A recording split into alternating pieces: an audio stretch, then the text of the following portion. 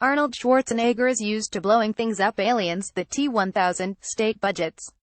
Now, the former action hero and ex-California governor is taking on something vastly less cinematic, but no less daunting: redistricting reform. Story continued below. In the movies, you solve this problem very quickly, Schwarzenegger said. You go in the room, you break the door down, and you see all these guys mapping out the district lines and all this stuff, fixing the system. You just go blow up the room, burn the maps, throw everyone out the window, and your job is done. He waited for the laughter, which comes. But that's in the movies.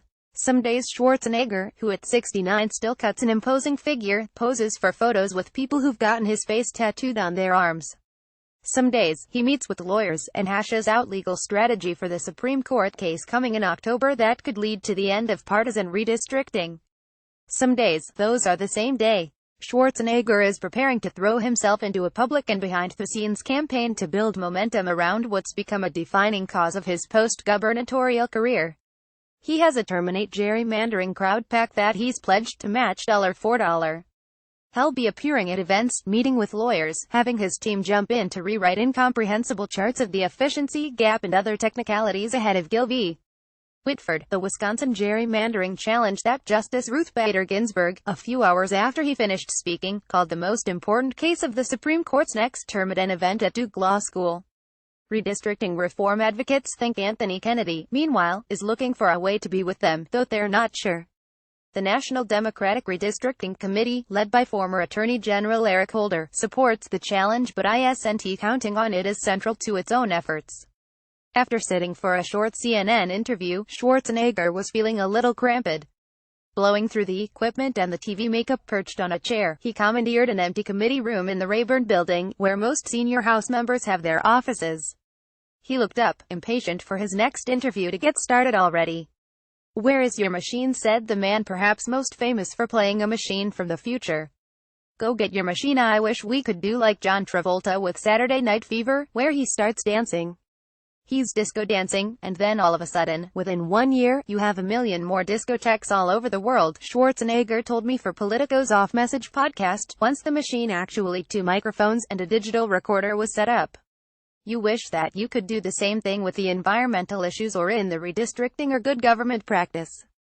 Schwarzenegger hasn't been in office for 12 years, but he's still self-consciously a post-partisan politician, an ideological chameleon whose skin-changing ways have been compared to Trump's. He tells the story of how he came to care so deeply about after-school programs as a Hollywood star in the 1980s. "I learned about issues, and I learned that there is no straight Republican philosophy or Democratic philosophy. His dueling political impulses," he says, "are like those movie scenes with a devil on one shoulder and an angel on the other, with a Tyrolean twist. So there's the Austrian Arnold and the American Arnold. The American Arnold, the Republican, says, you've got to go. Don't help those kids. The parents should go home and they should do their job," he said.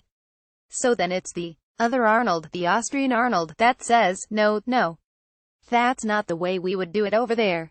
They fight all the time. All the time. It's wild. People think that you argue with other people, but I mostly argue with myself, because I was raised in Austria, so I have that still in my brain, right?" Schwarzenegger said.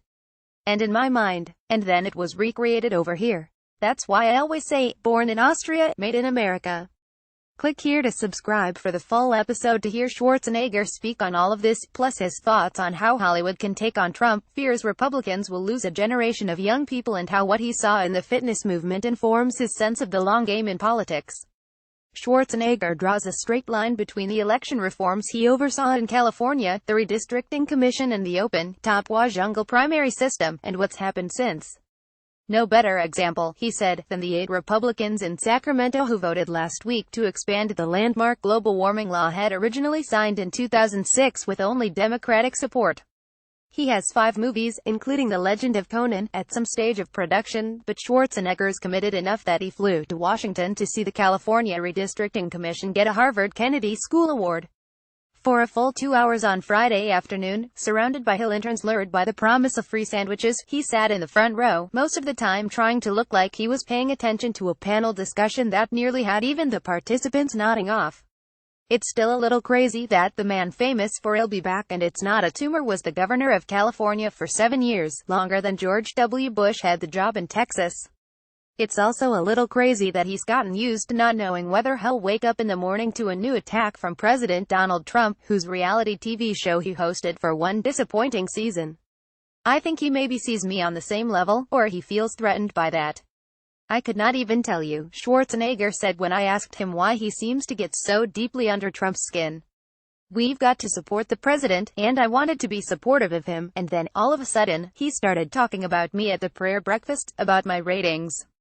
Excuse me, right? He tries to avoid talking about Trump, except when he doesn't, snapping back at the president on dividing America and cutting after-school funding, or trolling him on climate change in an off-center iPad selfie video he shot with French President Emmanuel Macron in Paris. Schwarzenegger uses only his iPad and makes only FaceTime calls, so anyone he calls gets a screen full of his face. But he also isn't one of those never-Trumpers making a clean break with the president, whom he still thinks has really great potential, because I think that people still like him and I think that people want him to do well, especially his constituents. Trump can win over converts by just making some adjustments, he said. For all their disagreements, he said he won't let Trump chase him out of the GOP, as happened with MSNBC host Joe Scarborough. Remember, there's love it and leave her love it and change it, he said. He'd like to see a third party rise in America but is cautious about pledging support. I would have to see who is involved because a lot of times, you see those independents and those are wacky guys also, he said. So you've got to be careful who you bring to bed with you. Asked whether there are any politicians currently in office he respects besides California Governor Jerry Brown, whom he supported on the climate measure, or Ohio's John Kasich, whom he endorsed for president last year, Schwarzenegger said he doesn't have anyone to name. But he heaped praise on former New York Mayor Michael Bloomberg, his frequent partner pushing for action on climate change, laughing that the two of them together looked sort of like a remake of Twins, though I didn't tell him that because, otherwise, he feels like he's the short guy, and Michael Bloomberg doesn't like that. Whether it was announcing his run on The Tonight Show or fully owning his persona through 7 years in office with constant Terminator and girly men references, Schwarzenegger was a groundbreaker in celebrity politics, and it's not too hard to see the line from the governor to Trump. Asked about the possibility of Kanye West, Kid Rock and Caitlyn Jenner making good on their threats to run, though, he demurs everyone has their own path. There's many ways to Rome, as you know. But Schwarzenegger said he's done running himself. He can't run for president, though he clearly wishes he could. He can't run for governor again, except if they would change the Constitution, then I could thinking about it. As for the Senate rumors that flare up every few months, he's not interested. Why would I run for Senate, he said. To be one of 100 here, that's not my style.